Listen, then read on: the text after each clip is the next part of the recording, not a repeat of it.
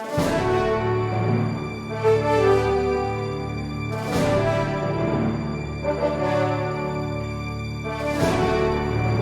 the witness. So order.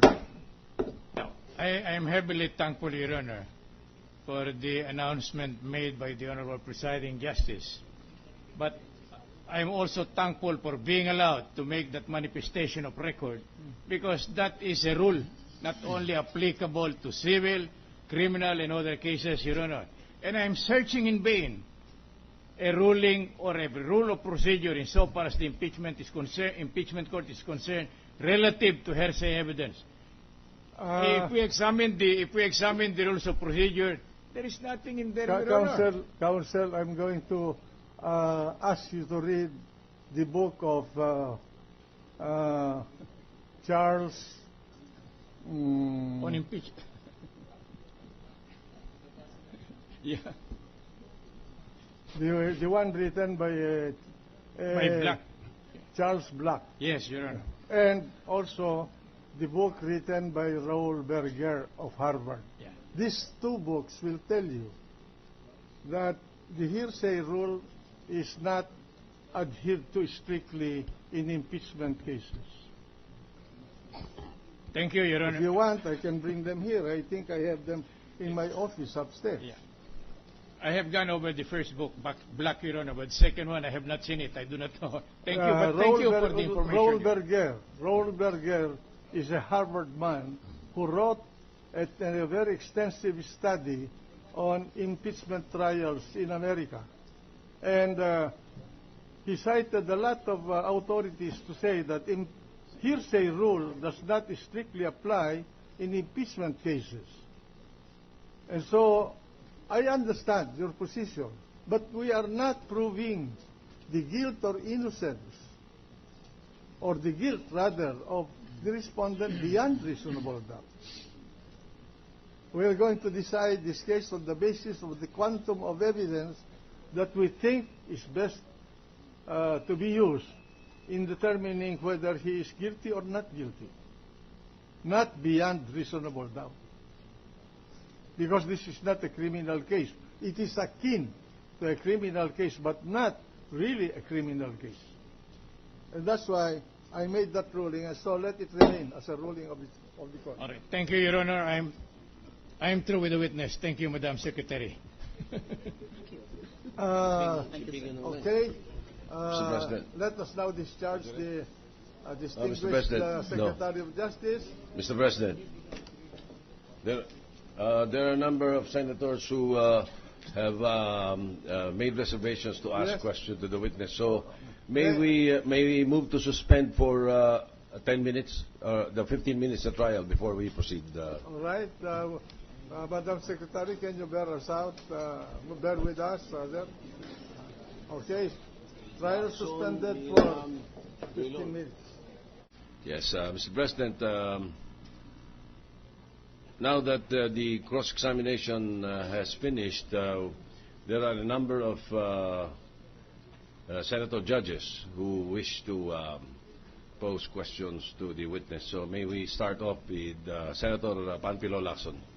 The gentleman from Cavite has the floor.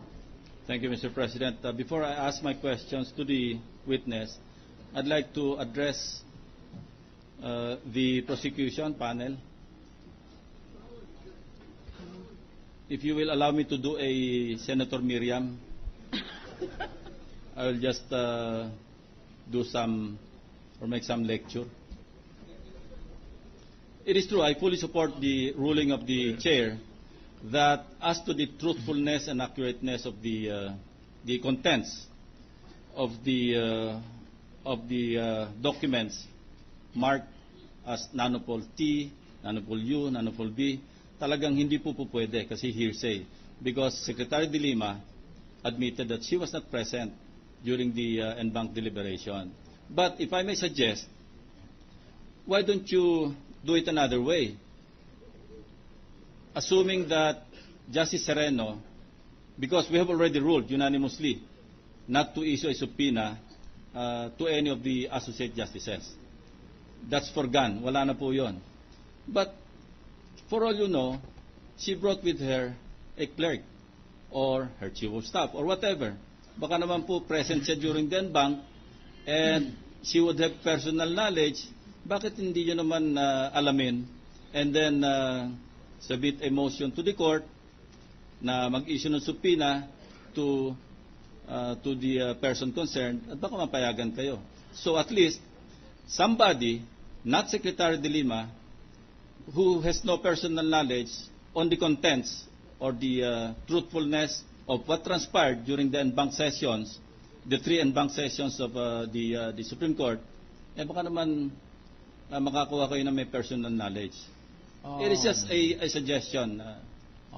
Maganda po Just sana to ferret out the truth, no? Not for anything else. Maganda po sana yan, Ginoong Sendor. Kanya lang, ang balakid ay ganito. Ang Korte Suprema, noong Valentine's Day, birthday ng ating Pangulo, naglabas ng isang resolusyon na kung saan ipinagbawal ng Korte Suprema na kahit na mayroong subpoena manggagaling dito sa Senado, sa impeachment court, para sa isang maestrado o isang empleyado ng Korte Suprema na dito'y pumunta upang magbigay ng saysay. Ang sabi doon po sa resolusyon ninyon, may mga bagay na internal, ang tawag ng Korte Suprema internal, na hindi pwedeng ibunyag kahit dito po sa impeachment court. At saklaw po riyan, hindi lamang isang maestrado, kundi ang kanyang mga empleyado. Ngayon, kung ibig o kagustuhan ng isang maestrado na sa kanyang ganang sarili ay pumunta rito at magsaysay, ang sabi po nung resolusyong yon, kailangan humingi ng waiver o clearance kung sa ating pangkaraniwang usapan sa husgado. Kanya hihingi ng waiver yung maestradong yon. Hindi if I po. May, we're not there yet po, assuming that there's a memo issued even to the employees, not just an internal arrangement